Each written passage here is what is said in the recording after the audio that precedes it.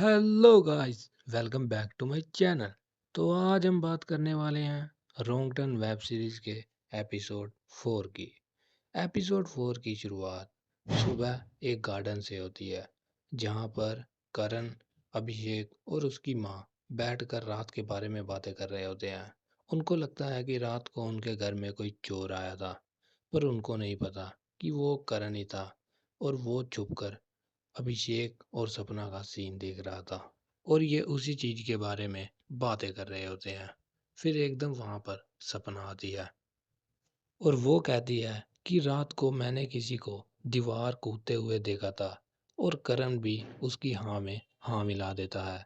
ये प्रूव करना चाहते हैं कि वो कोई चोर था, बल्कि करण नहीं।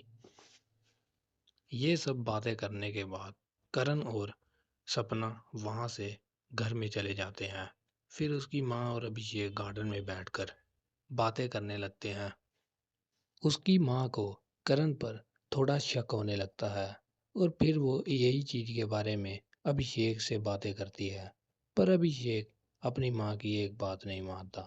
वो कहता है कि आपको कोई गलत फहमी हो रही है, बल्कि रात को चोर ही आया था। करण ऐसा क्यों करेगा? और बस फिर यहीं उन दोनों की बातें खत्म हो जाती हैं।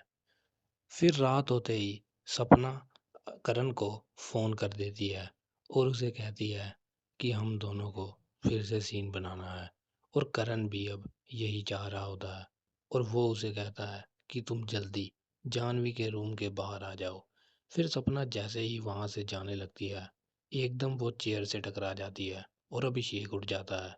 और वो उसे कहता है कि तुम रात को क्या जा रही हो? तो वो कहती है कि मुझे माँ ने आवाज़ मारी है, उनके पैरों में दर्द हो रहा है। और फिर करण और सपना अपनी माँ के कमरे में चले जाते हैं और वहीं पर अपना सीन बनाना शुरू कर देते हैं। जब वो दोनों एक दूसरे में पूरे मस्त होते हैं, तो दूसरी तरफ अभिषेक उठ जाता है और वो देखता है कि सपना अब तक नहीं आई। फिर वो अपने कमरे से अपनी माँ के कमरे की तरफ आता है, और जैसे ही वो वहाँ घुसता है, वो देखता है कि वहाँ पर सपना भी सो रही होती है।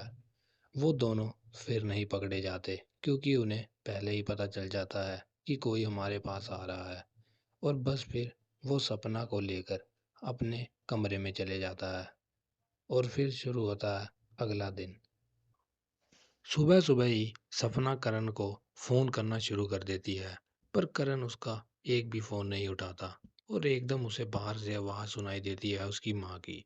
उसकी माँ और अभिषेक आपस में बातें कर रहे होते हैं, और उसकी माँ को सब पता चल जाता है कि रात को उनके रूम में करण ही सपना के साथ था, और वो दोनों क्या कर रहे थे। फिर वो ये सब कुछ अभिषेक को बता देती है, और ये बात को सपना भी सुन लेती है। फिर वो जल्दी जल्दी करण के ऑफिस में जाती है, और ऑफिस तक ही नहीं बल्कि उसकी मीटिंग में घुस जाती है और उसे एकदम पकड़कर बाहर ले आती है।